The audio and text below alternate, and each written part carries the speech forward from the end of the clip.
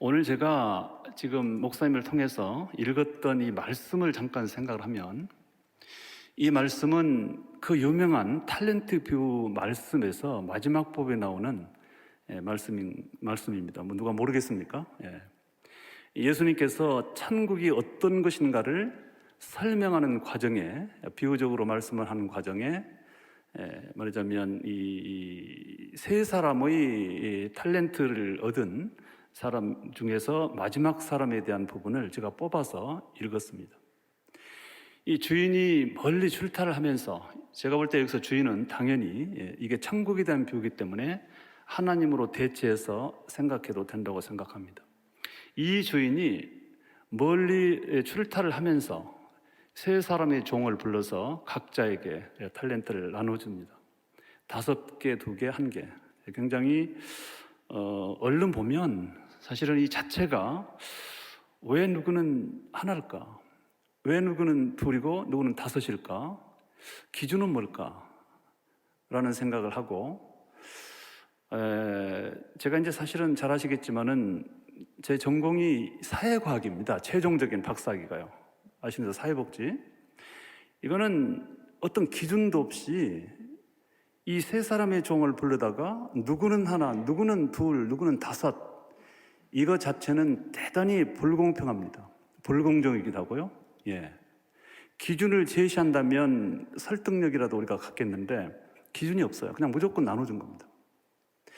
그리고는 돌아와서 일종의 이게 이제 탤런트를 나눠주는 것은 일종의 임무부과이기도 하고요. 어떤 과제를 맡기는 것이죠.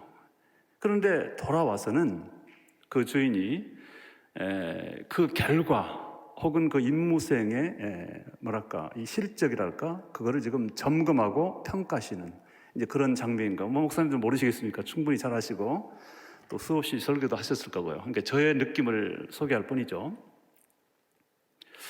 그런데 주인은 이 세 종 중에서 마지막 1달란트 받은 사람을 엄격하게 꾸짖고 강하게 질책을 하고 계십니다. 그 1달란트 받은 사람을 얼마나 심하게 말씀을 하냐면, 우선은 이 1달란트를 받고 땅에 묻었던 종을 향해서 이 주인이 3가지 내용으로 규정을 짓습니다. 특징 짓습니다. 다르게 말하면 일종의 정의를 내리는 겁니다. 너는 이렇다. 그 3가지가 뭐냐면, 우선은 이건 일종의 판결문이라고 해도 될 것 같아요. 법정으로 하면 판결문이죠. 우선은 너는 악하다고 정했습니다. 규정한 거죠. 사실 악하다고 하는 거를 이 주인이 어떤 악한 부분을 집어넣는 것이 아니라 그 사람의 보였던 태도 속에서 악하다는 것을 찾아서 지적하는 거죠. 그리고 너는 게으르다. 그러니까 악하고 게으른 종아. 그게 그런 말이죠. 그리고 또 하나는 너는 무익하다. 이 무익한 종. 이렇게 3가지로 그 종을 평가하시고 그렇게 규정을 짓습니다. 이거는 일방적인 주인의 어떤 일방적 상태를 주입시키는 의미가 아니라 그 종이 표출해 보여줬던 삶을 그렇게 읽으신 거죠. 주인이요. 그러면서 우리가 참 듣기에도 소름이 끼칠 정도로 무서운 징벌을 선포하십니다. 이 무익한 종을 바깥 어두운 데로 내쫓으라. 거기서 슬피 울며 이를 갈리라. 정말 좀 심하게 말하면 소름이 끼칩니다. 이렇게 돼서는 정말 안 되겠다. 도대체 이 사람이 얼마나 큰 잘못을 했길래 우리가 성경 보는 대로, 우리가 거기에 기록이 있는 대로 그냥 1달란트 받아가지고 자신감이 없어가지고, 어떻게 보면 그냥 안전하게 하나 가지고는 사업하기도 힘들잖아요. 조금 미천이 두둑해야 실패 확률이 적은 거잖아요. 근데 1개는 너무 적은 겁니다. 그래서 이 1개를 가지고 사업에서 이문을 얻을 확률이 작다면 차라리 땅에 묻었다가 안전하게 돌려주는 편이 지혜롭다. 이런 판단을 할 수 있는 거잖아요. 이제 그런 기록이 다인데 그런 그를 향해서 이렇게 무서운 벌을 내리십니다. 슬피우며 너는 이를 간다. 예. 이 부분 속에서 제가 어느 날 제가 이 탤런트 뷰를 매우 좋아하거든요. 예. 그리고 이 속에서 나름대로 교훈을 많이 찾습니다.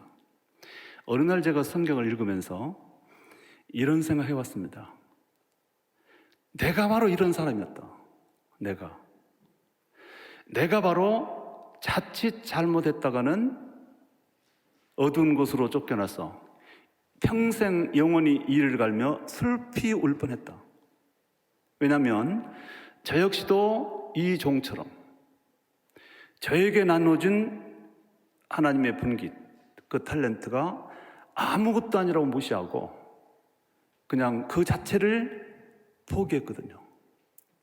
나에게 있는 것이 너무 적었기 때문에 도무지 이것 가지고는 아무 싸움 못한다. 그래서 차라리 그거 그냥 없애는 게 낫다, 뭐 이런 마음까지 들었던 경우가 연상이 됐어요. 실제로 제가 수년 전에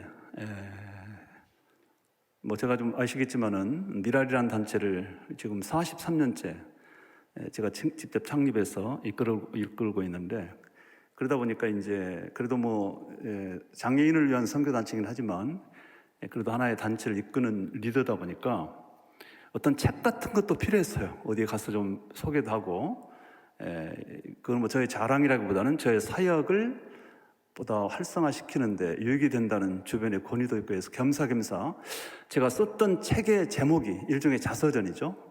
그 제목이 내게 남은 1%의 가치입니다. 내게 남은 1%까지가 그렇게 나는 1%라고 생각했을 때까지는 그건 땅에 묻은 겁니다. 그래서 아무것도 할 수 없다라는 세월이 있었고, 그런데 알고 보니 그 1%가 가치가 있었다라는 발견, 깨달음. 그래서 제목은 내게 남은 1%의 가치지만, 그러나 그 제목 안에는 확연히 다른, 하늘과 땅만큼이나 다른 시간적, 거리적 어떤 분기점이 있었다. 그래서 저는 이제 그 부분을 좀 생각하면서 일단은 이 말씀을 묵상하면서 저의 그런 부분을 생각하고 그런 깨달음을 가지면서 역시 제가 은혜를 받고 제 나름대로 해석되는 부분을 조금만 더 나누고 또 저의 얘기를 좀 하겠습니다. 저도 그랬고 이 한 달란트 받은 종의 문제는 그건 무엇이었는가? 도대체 뭐가 문제였길래 그렇게 정말 이를 갈며 슬피 우는 그런 징벌에 처해졌는 것인가? 저도 그랬고 이 종도 그랬고 세 가지 문제가 있었습니다. 세 가지. 첫째는 자기에게 주어진 탤런트를 스스로 작다고 생각했고 아무것도 아니라고 생각했고 경홀히 여기면서 무시했습니다. 이 종이 그랬어요. 물론 여기에 그런 구체적인 내용이 기록은 안 돼 있습니다. 그렇지만 나름대로 영적인 눈으로 판단해 봤을 때 그런 해석이 가능해요. 그래서 한 달란트를 어쨌든 그래봬도 그것은 주인이 준 소중한 가치입니다. 굉장히 중요한 것이죠. 근데 그거를 그냥 아무것도 아닌 것으로, 이것 가지고는 차라리 없는 거나 마찬가지다라는 생각으로, 제가 그랬던 것처럼 1% 가지고는 세상 못 산다라는 그런 마음으로 이 사람도 땅에 묻었죠.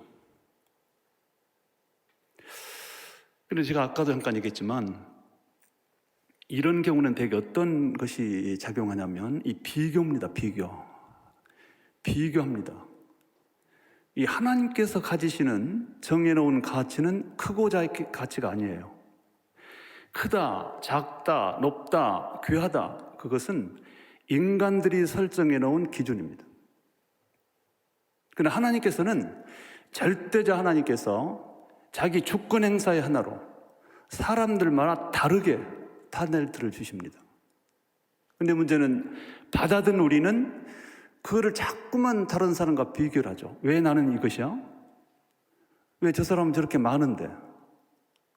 이런 비교. 그래서 원망할 때는 정말 하나님은 불공평하다. 저도 그랬거든요. 제가 예수를 믿지는 않았지만 이거는 도무지 공평하지 않다. 왜 나만 이렇게 실명의 장애를 갖는 것인가? 라는 생각을 했던 것이 절망과 좌절의 요체였다고 생각이 듭니다. 그래서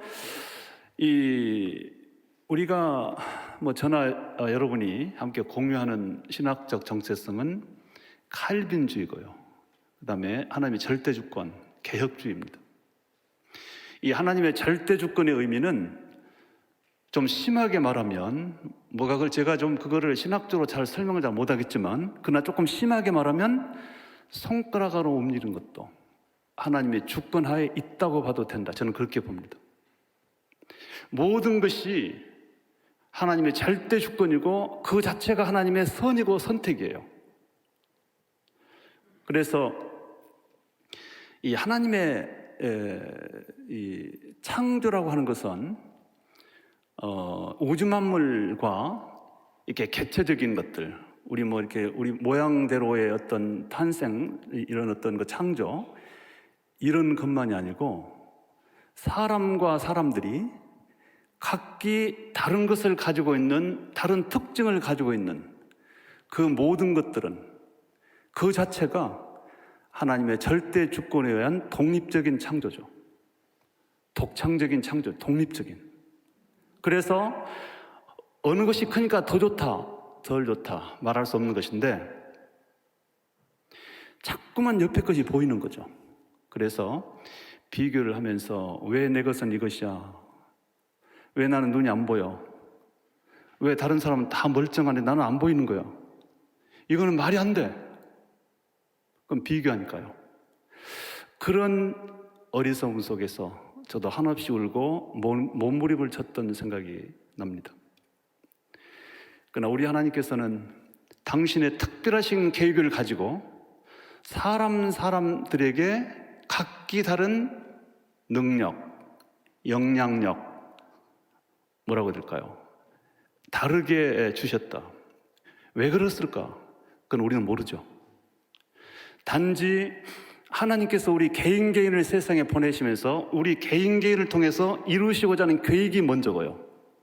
그 계획에 따라서 그 계획만큼은 수행할 수 있을 만큼 필요한 것들을 장착시켜 주시는 거죠. 탑재시켜 주신 거죠. 그래서 이런 모양의 것이 나에게 있다면 그는 그 모양대로 그것 가지고 그 일을 하라는 의미가 된다. 저는 그렇게 생각하는데 그런 깨달음을 가진 것은 훨씬 뒤죠. 제가 울고불고 절망 속에 빠졌을 때는 내 친구들 아무도 안 못 보는 사람 없고 혼자 못 보는 것에 대한 비교 속에서 절망감, 열등감 빠졌던 그런 어리석음에 저도 빠졌고요. 그리고 두 번째, 이 종이 잘못 생각했던 것은 뭐냐면 세상적으로 크게 성공하는 것만이 최고라고 생각을 했습니다. 그래서 아주 엄청난 성공을 추구하는 사람이었기 때문에 자기가 가지고 있는 거 하나 가지고서는 그 엄청난, 정말 꼭 하고 싶은 5개 가진 사람이 이룰 수 있는 그 목표만큼 나는 절대로 이룰 수 없다는 것이 스스로를 포기하게 만들었죠. 저는 여기 목사님들 계시는데 참 송구스럽지만 저를 속으로 욕하셔도 괜찮아요. 저는 이제 학교에 있을 때요, 이제 저희 대학은 채플 있지 않습니까? 채플 있으면 이제 외부 손님들, 목사님들이 가끔 초청돼서 오세요. 그러면 학생들에게 이렇게 설교한 분들이 가끔 있어요. 여러분들 꿈을 크게 가십시오. 큰 꿈을 가지십시오. 목회자가 되려고 하는 사람들은 10,000명을 놓고 기도하시오. 10,000명 모이는 교회를 이루게 해주십시오. 이렇게 기도해야 하다못해 1,000명이라도 모입니다. 여러분, 이거 말이 됩니까? 1,000명이면 어떤데요? 그렇게 바람을 넣어줘요. 바람과 허용된, 이거는 실제로 그 사람에게 주어진, 그 획일적으로 학생들이 1,000명 앉아 있는데 그 개인에게 우리 하나님이 세워놓으신 기대와 계획이 다른데 무조건 크면 좋을 것으로, 큰 것, 많은 것, 높은 것, 이런 정신이 성경 어디에 있습니까? 성경 어디에 그런 게 있어요? 작은 것은 왜 가치가 없는데요? 그래서 이제 그러니까 어떤 부작용이 발생하냐면 그야말로 그러면 된 줄 알고 자기도 그렇게 했다는 거예요. 또 그분도. 그러니까 정말 그렇게 큰 것을 놓고 기도하면 큰 업적 결과를 이룰 줄을 믿고 기도하는 거예요. 그리고 노력합니다. 정말 순수하게 노력하고요. 그 노력에는 가짜가 아니에요. 진실이에요. 진심을 다해서 힘쓰고 애쓰고 공부하고 기도해요. 그러면 그렇게 기도하면 그 꿈을 가진 것처럼 큰 결과들을 다 가져야 될 거 아니에요. 근데 왜 누구는 되는데 누구는 안 되냐고요. 그리고 실제로 우리나라에 10,000명 모이는 교회가 몇 개입니까? 그거는 뭐를 이분은 착각하냐면 우리 하나님의 개인을 가지고 세워놓으신 우리 하나님의 계획을 무시했어요. 그거 아직 생각도 안 해요. 그걸 위해서요. 그리고 그 계획을 이루시기 위해서 그 사람 개인에게 맡겨놓으신 탤런트를 아주 존중을 안 하는 거예요. 그래서 무조건 기도하면 된다. 무조건 큰 걸 노려라. 이것은 목사님의 입에서 나오는 말씀이지만은 세상적인 상업주의, 성공지상주의에 불과해요. 그래서 그러면 이제 문제가 어떤 부작용이 또 따라오냐면 정말로 젊은 날 신학교 다닐 때 큰 꿈을 갖고 목회자의 꿈이 뭐겠어요? 교회죠. 큰 교회를 이루고 싶고 엄청난 일을 하고 싶고 다른 사람처럼 학교도 세우고 싶고 대학도 세우고 싶고 그런 꿈들을 안고 기도하는데 과연 그런 기도대로 이루어지는 경우가 몇 분이나 됐던가? 문제는 그렇게 이루어진 분도 있어요. 근데 안 되는 분들이 더 많아요. 그러면 안 되는 분들은 평생토록 실패한 사람의 기분으로 사는 거예요. 결국 내 젊은 날 꿈을 못 이뤘어. 누가 그 꿈 가지라 그랬어요? 근데 자기의 허영심 때문에 세워놓은 꿈을 못 이룬 것 때문에 평생 살면서 나는 젊은 날의 꿈을 못 이뤘어. 아니 100명이 또 오시면 어떤데요? 50명 모이면 안 된 건가요? 그래서 큰 교회 못 이루면 기가 죽고요.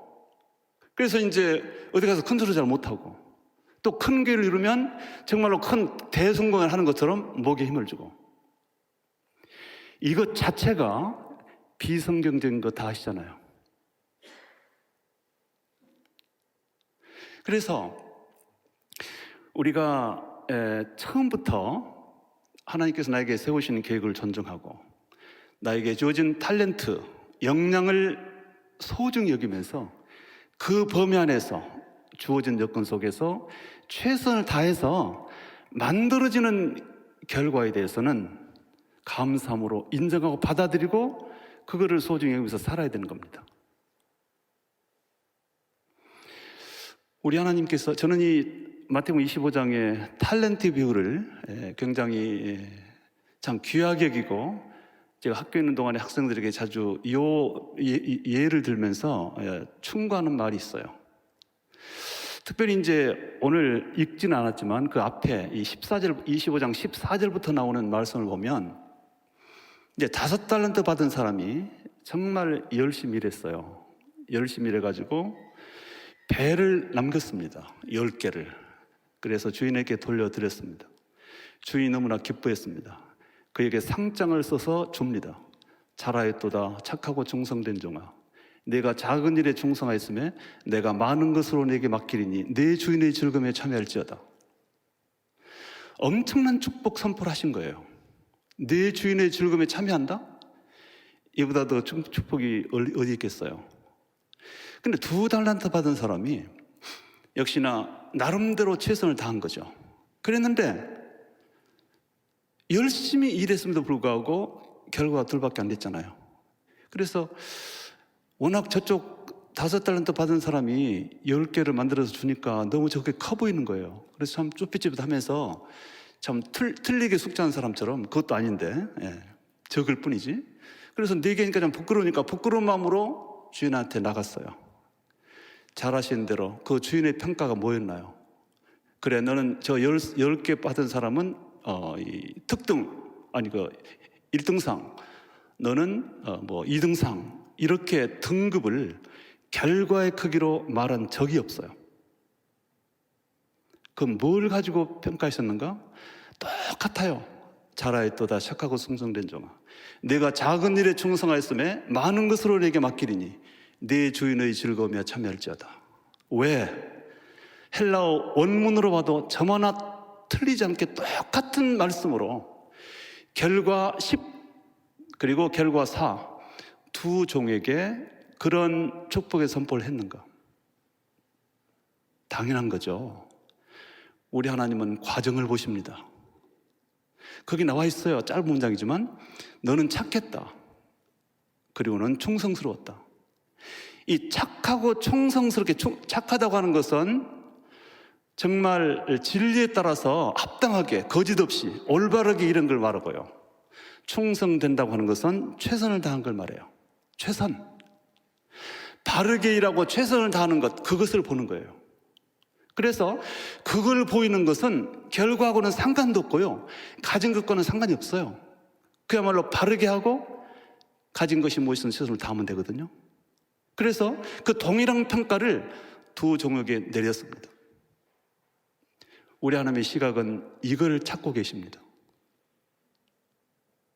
우리 하나님께서 뭐가 부족하십니까 도대체? 뭐가 부족해서 우리가 우주 만물을 소유하고 계신 분이 뭐랄까요? 인공위성 정도가 아니라 정말 샛별처럼 빛나는 또 하나의 별을 우리가 만들어서 공중에 띄운들, 야, 너 참 대단하다. 그리고 사실은 우리 하나님께서 가지시는 것은 그 모든 것이기 때문에 부족함이 없어요. 부족해서 우리에게 요구하지 않습니다. 저는 그렇게 봅니다. 우리 하나님 배가 고파서 빵을 요구한 적도 없고 돈이 모자라 돈 달라는 것도 한 적도 없어요. 다만 하나님께서 보시기를 원하는 것이 뭐냐?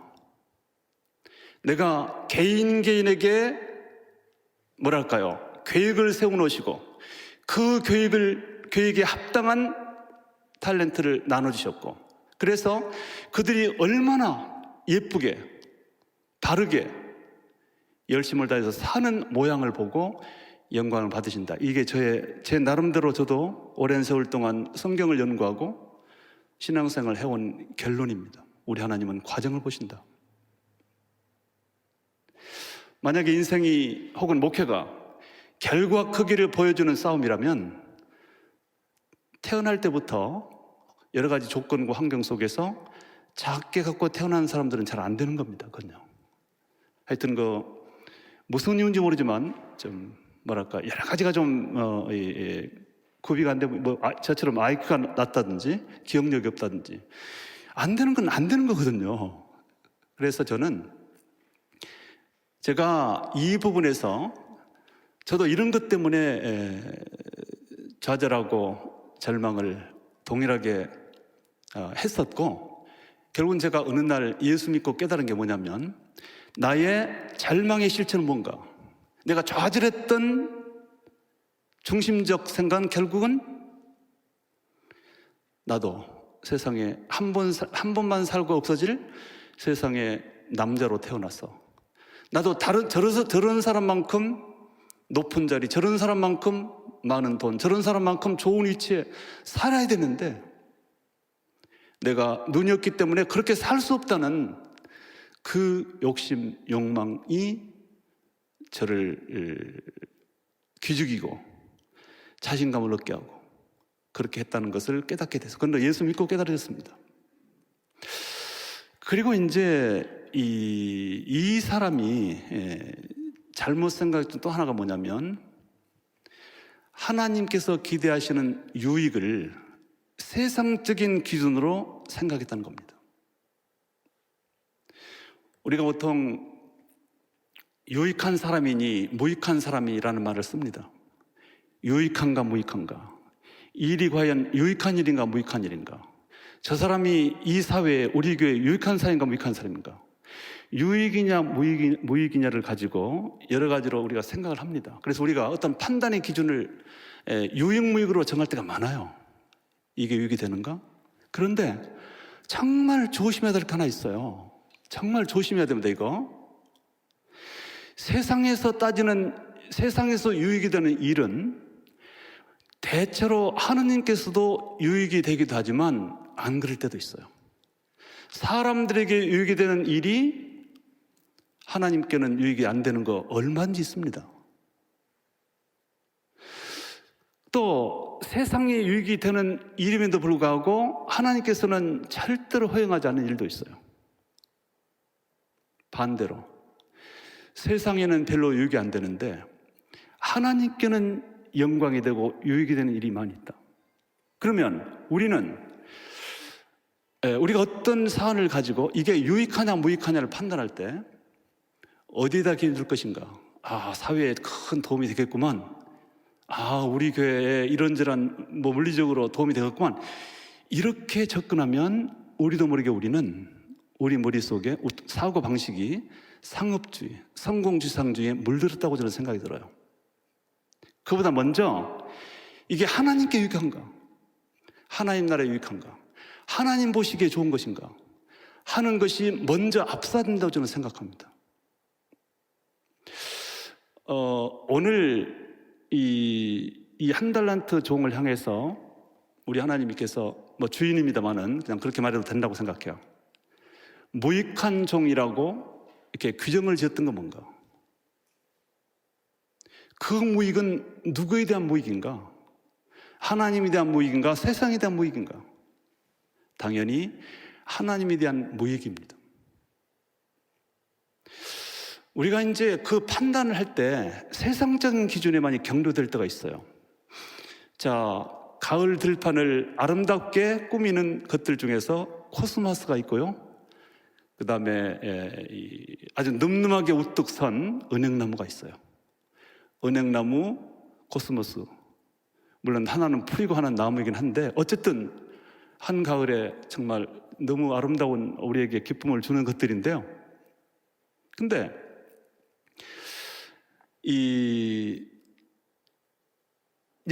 이제 코스모스 입장에서 생각을 해보는 거예요. 왜 나는 저렇게 늠름하게 좀 높은 굵은 기둥이 없을까?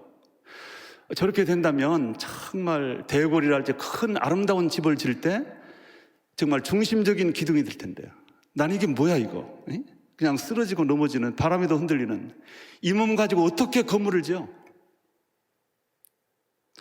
건물 짓는 게 기준이라면 코스모스는 무익해요.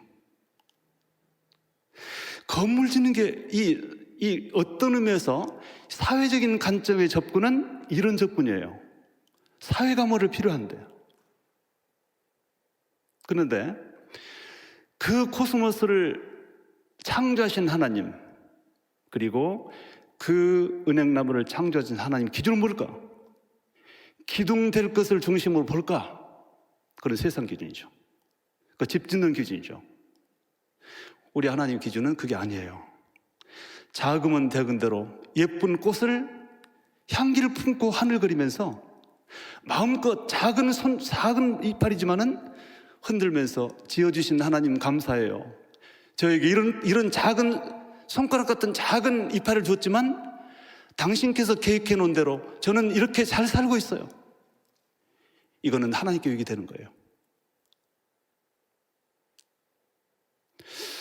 저는 장애인 선교를 해요. 젊은 날 27살 때 43년 전에 미랄이라는 단체를 만들었습니다. 저는 그 미랄 장애인 선교는 장애인에게 그리스도의 복음을 전하고 그들의 가족을 이루하고 또 장애인들이 안고 있는 사회적, 교육적, 사회복지적인 측면에 도움을 제공하는 이제 그게 목표로 삼고 있습니다. 근데 장애인 선교를 하다 보면 굉장히 때로는 갈등이 될 때도 있고요. 이해가 안 될 때도 많은데 저도 처음부터는 몰랐습니다. 그러나 오랜 세월 동안 그 일을 하면서 이 장애인들이 얼마나 소중한가, 얼마나 유익한가를 많이 생각하게 돼요. 여러분들은 쉽게 동의 못할 거예요. 장애인들 유익해? 뭐 했을 건데? 뭐 사업을 해가지고 예를 들면 또 제가 특정지에서 얘기할게요. 지적장애인을 말할게요. 그것도 장애인이니까요. 지적장애이면은 IQ가 70 이하입니다. 이 70, 한 6, 70 그래도 되는 경우는요, 그래도 교육이 가능한 급입니다. 교육 가능급이에요. 훈련시키면 단순 노동을 합니다. 살림도 어느 정도 하고요. 근데 IQ가 30, 40 이 중증 지적장애인들은 죄송한 얘기지만 이걸 좀 이해하시고 들으셔야 되는데 진돗개 정도만큼도 훈련이 안 돼요. 이 강아지나 이 개들이 가지고 있는 지능 지수보다 낮아요. 그러니까 거의 동물과 같아요. 뭐 동물도 정말 조련이 안 되는 그런 경우도 있어요. 이거 저도 장애인이기 때문에 혹시 그런 장애를 가지고 있는 가족이 있는 분들은 제 말씀을 이해하고 들어주시기를 바라겠습니다. 제가 꼭 그런 뜻은 아니까요.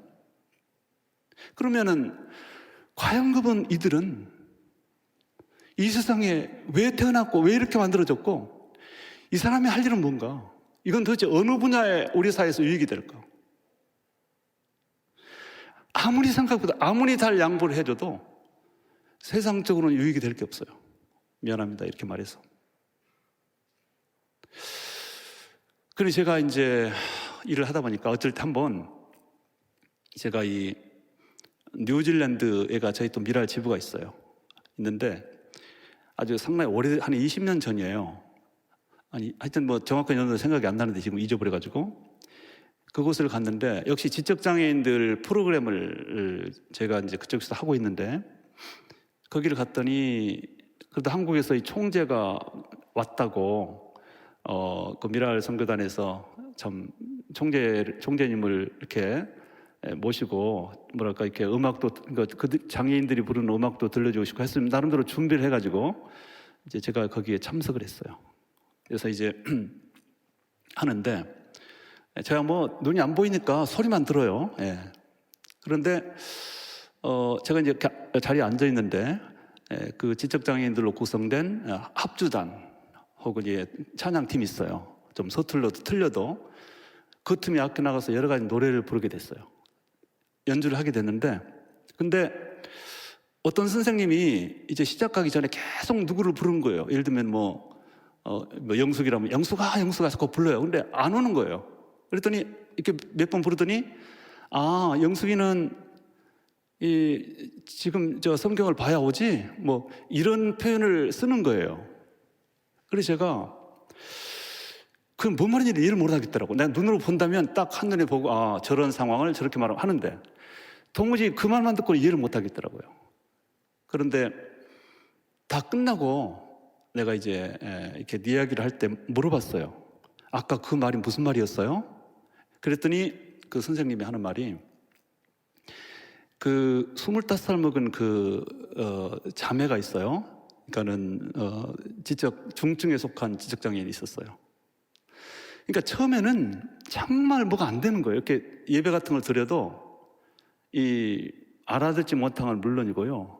너무 분위기를 흐리기 때문에 도무지 함께하기 힘들 정도로 어려움이 줬던 사람이에요. 그렇지만 우리는 그냥 계속 그들을 가르치고 교육하고 같이 놀고 춤추고 노래하면서 어떻게든 신앙을 넣으려고 애를 쓰거든요. 그렇게 합니다. 노력합니다.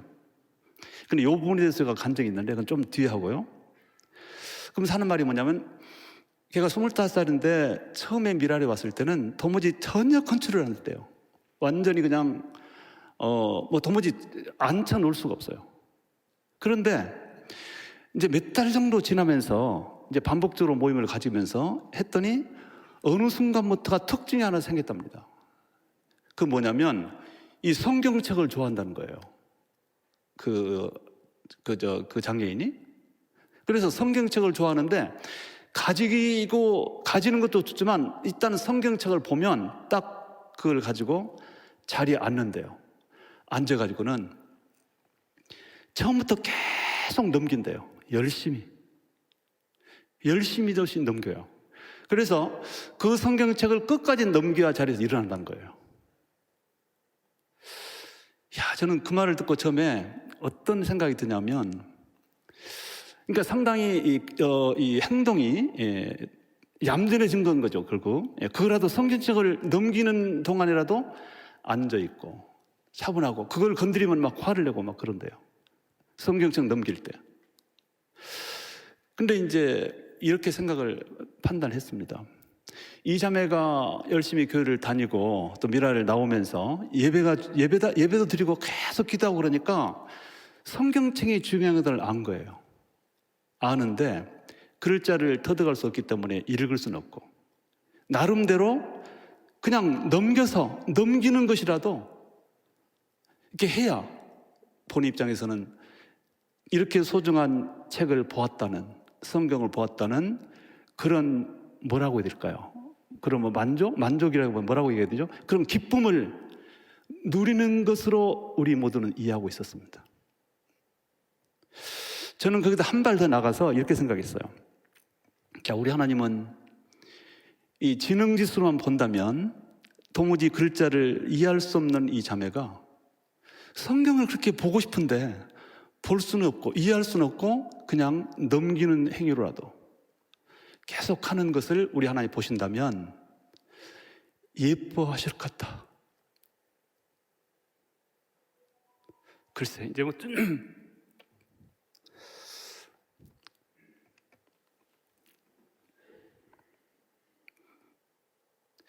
근데 이 장애인 선교는 이런 특별한 의미와 사명으로 바라보지 않으면 이거 못합니다. 또 한 번은 어떤 일이 있었냐면, 지금 아마 여기 우리 최지호 목사님 아실 수 있을 것 같아요. 미국에 계시니까. 제가 미국 유학을 가가지고 이제 필라델피아에서 제가 84년 유학 가가지고 87년 2월 달에 이제 미주에선 최초로 미라를 세웠어요. 그리고 이제 그게 굉장히 나름대로 활발했어요. 우리 최 목사님도 그때 미라에 좀 잠시 나왔대요. 그 뒤에 물론.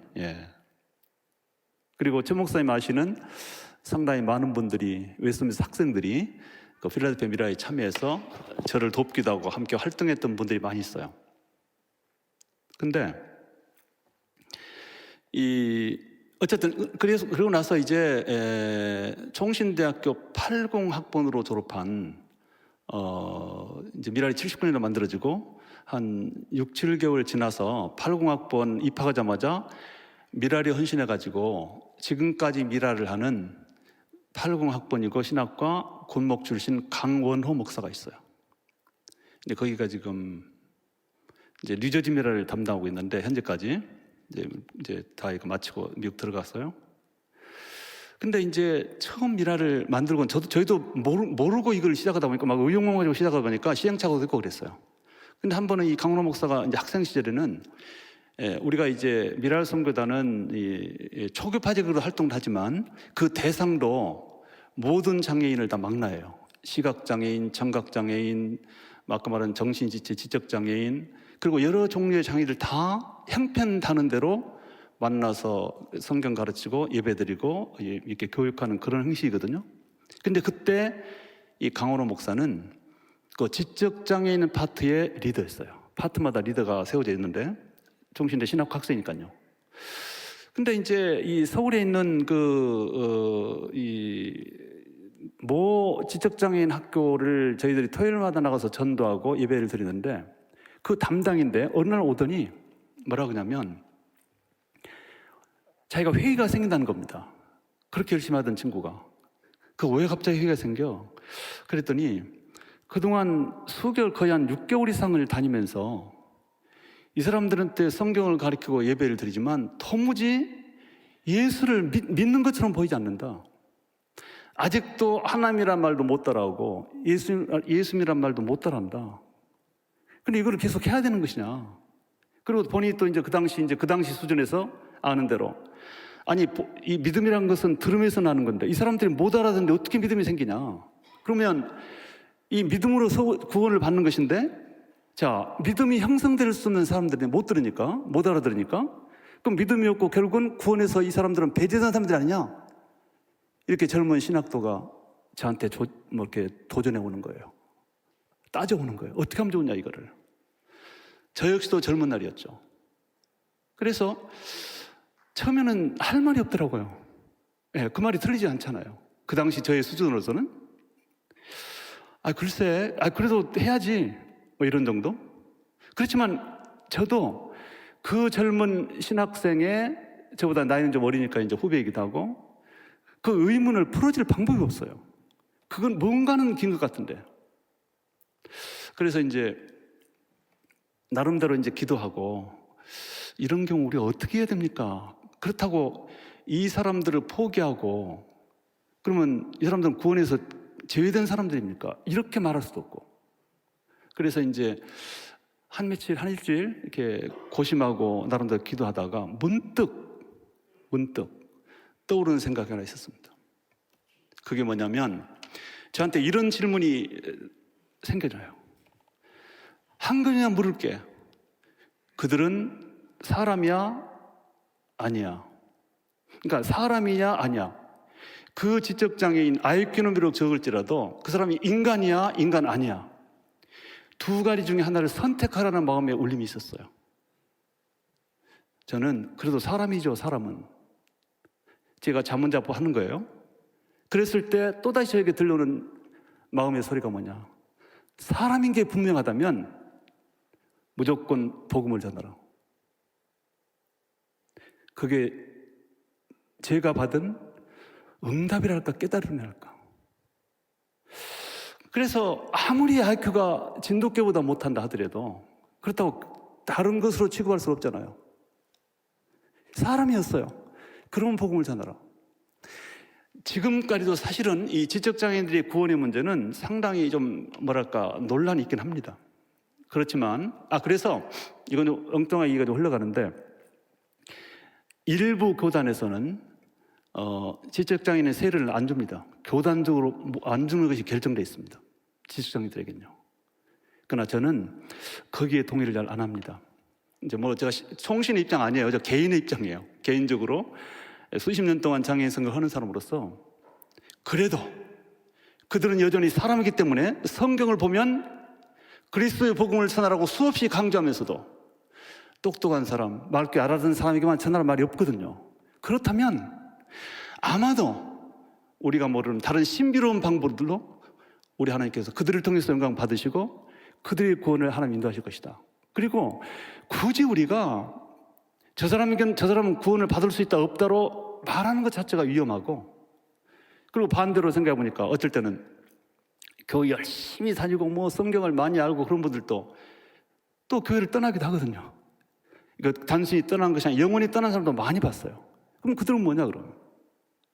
이런 질문을 가지고 저희 미랄에서 이제 공식적으로 나름대로 정리한 입장은 일단 사람이면 무조건 복음을 전해야 되고, 그리고 인간의 창조의 목적은 영광을 받으시기 위한 것이라면 우리가 모르는 다른 방법으로 아마도 다른 가치로 우리 하나님의 영광을 받으실 것이다. 이것이 저희들이 지금 붙들고 있는 신념입니다. 그래서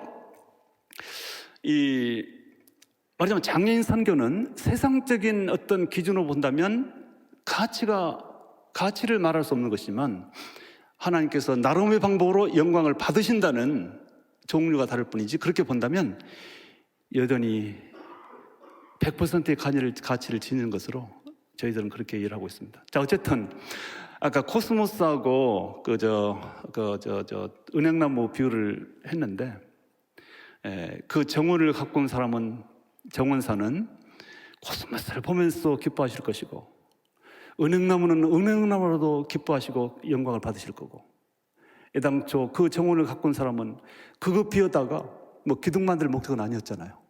그거는 다른 영역의 목적이니까요. 자, 그래서 저 역시도 사실은 이런 깨달음으로 인해서 제가 새로운 은혜의 세계로, 새로운 사역의 길로 접어들 수 있었다 하는 부분을 제가 고백을 하는 것이죠. 저는 이미 아시겠지만은 15세 때 실명이 됐습니다. 15 사춘기 때였는데, 그러다 보니까 굉장히 좌절과 절망이 컸었지만 어찌어찌 해서 이제 제가 워낙 집안이 가난해서 초등학교 졸업한 이후에 중학교는 가지 못했고요. 그래서 집에서 시골 구석에서 농사 짓고 산에서 나무 하던 중인데 졸업하고는 1년쯤 지나서 실명이 돼버렸어요.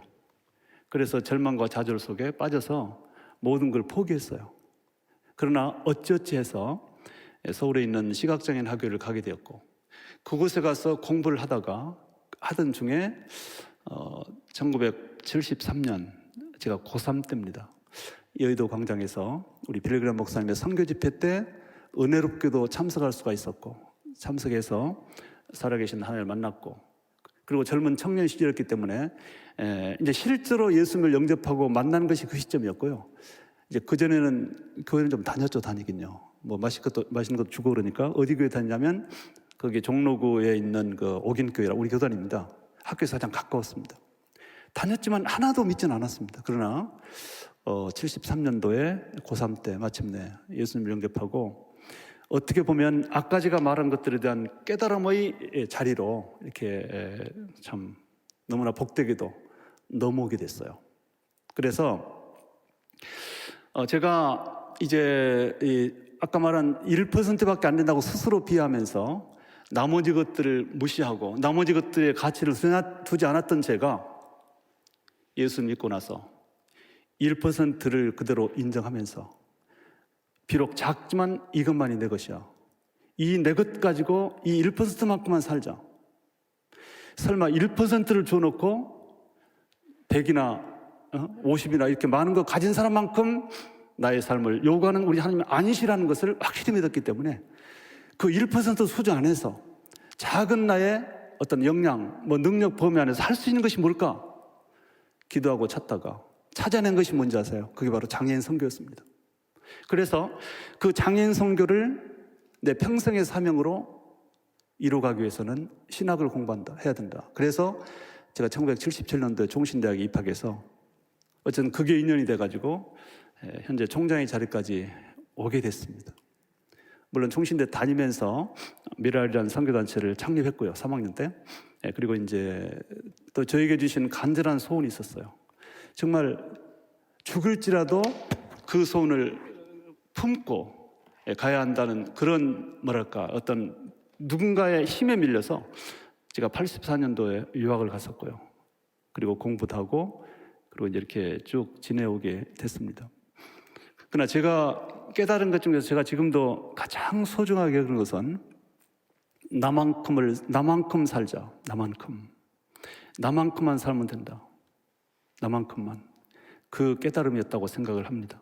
그래서 제가 학교에서 25년 동안 교수하면서도 가끔 틈틈이 그래도 어른이라고 한마디씩 좋은 말을 해줄 때는 예우 없이 가장 먼저 말하는 것이 너희들만큼만 살면 돼. 그 이상도 필요 없어. 그 다른 것들은 다른 사람이 할 거야. 네가 하고 싶지만 네가 할 수 없는 것들은 다른 사람의 계획 안에 있는 것이니까 놔두고 너는 너희들만큼만 살면 돼. 너무 욕심 부리지 마라. 이런 얘기를 합니다. 그래서 글쎄 제가 오늘 제 얘기가 이게 간증인지 뭔지 잘 모르겠어요. 하여튼 이제 그렇게 제가 일단 말씀을 드리고 어떻게 해서 총신대 총장이 됐어요. 이것도 제가 어떤 사람들은 제가 총장이 당선되고 나서 아이고 교수님 꿈을 이루셨군요. 그렇게 인사를 걸어온 사람이 있었습니다. 그러나 저는 총신에 거의 한 25년 동안 교수를 하면서도 언감생심 단 한 번도 총장을 꿈꿔본 적이 없어요. 그것이 내일이라고 상상도 안 해봤습니다. 그런데 이제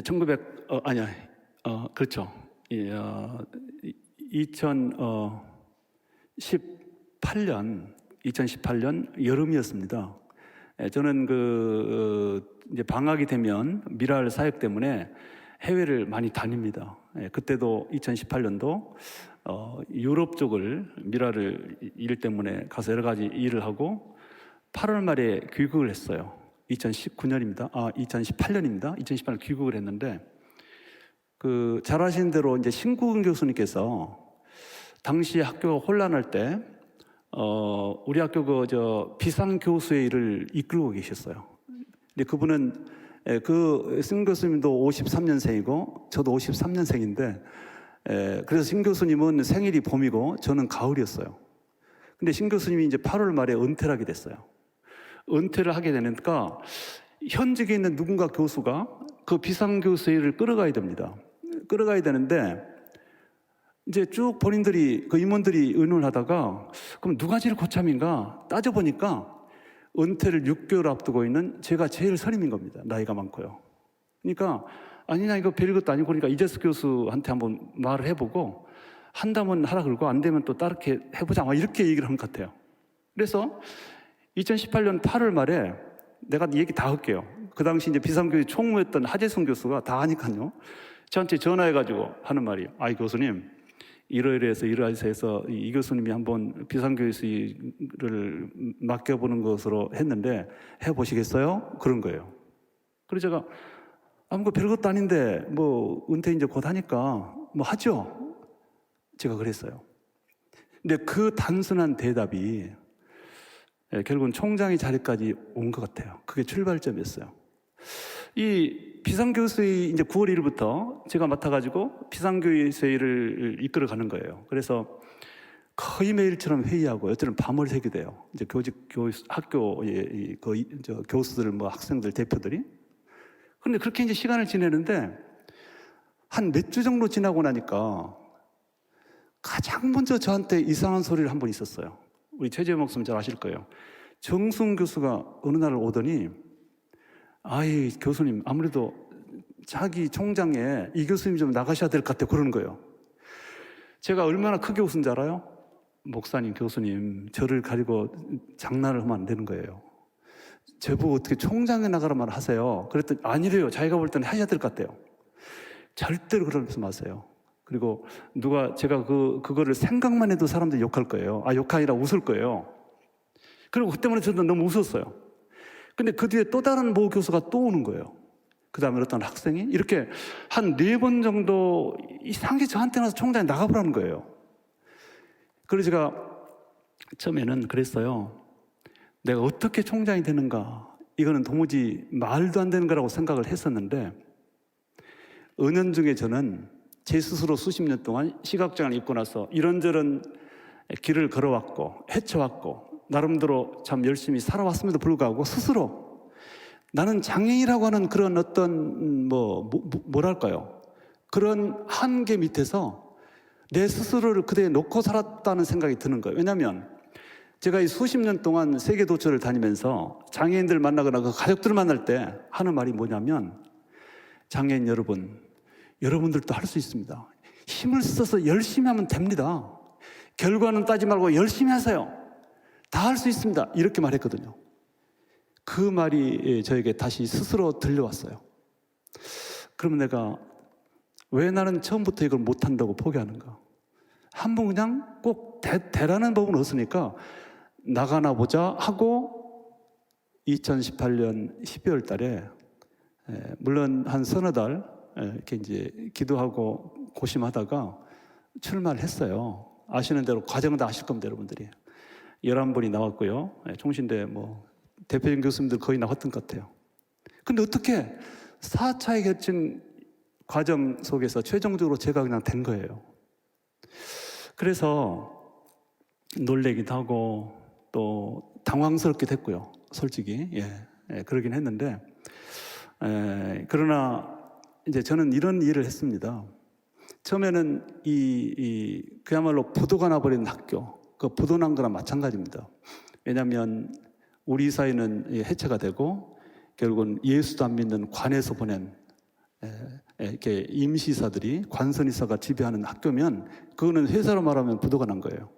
그리고 모든 것이 흐트러져 있고 구성원들은 그냥 이렇게 대립하고 있고 이런 상황 속에서 나 같은 사람이 맡았는데 바짝 겁이 나가지고 얼마나 두렵고 떨는지 몰라요. 그랬을 때 저는 이제 과거에 저를 인도하신 하나님을 생각했어요. 그리고 특별히 제가 가장 힘든 고비가 언제냐면 미국 유학입니다. 또 가서 좀 시간 지나서는 괜찮았습니다. 근데 떠날 때가 힘들었습니다. 떠날 때 앞도 보이지 않았고요. 아는 사람도 없고요. 또 혼자서 돈도 당연히 없고요. 그런데 지팡이 하나 짚고 미국으로 떠나면서 제가 그날 아침에 일기에다가 써놨습니다. 하나님, 미국 가면 꼭 죽을 것 같은 생각이 들었어요. 그렇지만 가겠습니다. 미국이라고 넓은 대륙이 나의 무덤이 된다 해도 하나님께서 저의 가슴 속에 심어주신 이 꿈 비전, 이 하나님의 계획을 이루어 보겠습니다. 하나님께서 도와주세요. 힘주세요. 이런 이제 기도를 써놓고 어쨌든 걸어갈 때 그때 붙들었던 말씀이 잠언 3장 6절입니다. 범사의 그를 인정하라. 그리하면 내 길을 지대 주신다. 그를 인정만 하면, 앞장만 서면, 그리고 홍해 앞에 선 모세처럼 그냥 그 명령에 따라서, 지시에 따라서 하나님께서 도와주시겠지 믿고 발을 내밀기라면 길이 열린다는, 세상 말로 참 헛된, 뭐랄까요, 표현 좀 있으면 똥배짱이라 할까요? 그래가지고 그냥 죽으면 죽으리라고 참 등 떠밀리듯이 갔을 때 붙들었던 잠언 3장 6절, 그리고 결국은 그 말씀을 의지하고 믿으면서 미국에 10년 유학하는 동안에 모든 부분들이 성공이란 말은 그렇지만 계획했던 대로 이루어진 걸 보면서 그거를 떠올리면서 종신대라고 하는 부도난 학교를 맡았을 때 다시 그 말씀 붙들고 하나님만 믿고 의지하겠습니다. 길을 알려주세요. 인도해 주세요. 그런 기분으로 종신을 맡아서 지금까지 3년 정도 이끌어오고 있습니다. 부족함이 많았지만 나름대로 최선을 다했습니다. 여러분 어떻게 평가하실지 모르겠지만 정말로 제 입장에서는 안간힘을 다 썼고요. 저는 처음부터 종신의 경영을 맡을 때 공정,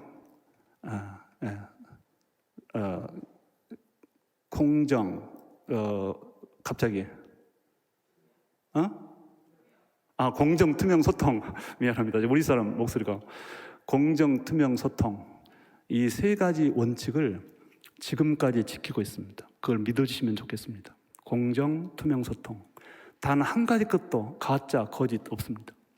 최선을 다하고 있고요. 어쨌든 그래서 이제 어느 정도 학교는 이제 되고 있다고 봐도 되는 것 같습니다. 여러분의 모교를 위해서 계속 응원해 주시고 기도해 주신다면 현재 있는 구성원들 열심을 다할 것이고, 최근에 들어오신 1년 전에 들어온 정의사님들께서도 잘 할 수 있을 것으로 기대를 하고 있습니다. 저도 한 1년 정도 남았는데 지금까지 해왔던 것처럼 열심을 다해서 저의 모교이기도 하고 여러 목사님들의 소중한 모교를 최선을 다해서 섬기겠습니다. 그래서 저를 좀 인정해 주시고 밀어주시고 성원해 주실 것을 부탁을 드리겠습니다. 오늘 설교 전문가들 앞에서 설교 비슷한 말씀을 해서 송구스럽습니다만은 어쨌든 저의 간증이 들어있는 저의 고백이니까 이해해 주실 걸로 합니다. 제가 한번 기도하겠습니다. 아버지 하나님, 참으로 감사합니다. 우리 모두에게 하나님의 계획이 심겨 있다는 사실이 너무나 놀랍고 신비롭습니다. 이 계획을 성실하고 바르게 잘 이룰 수 있도록 힘을 주옵소서. 욕심 부리지 않게 하시고, 하나님께서 나에게 장착시켜 놓으신 내 것, 작고 보잘것 없을지라도 그 내 것을 가지고 기쁨으로 그 모든 일을 감당할 수 있게 하여 주옵소서. 예수 그리스도의 이름으로 기도하옵나이다. 아멘.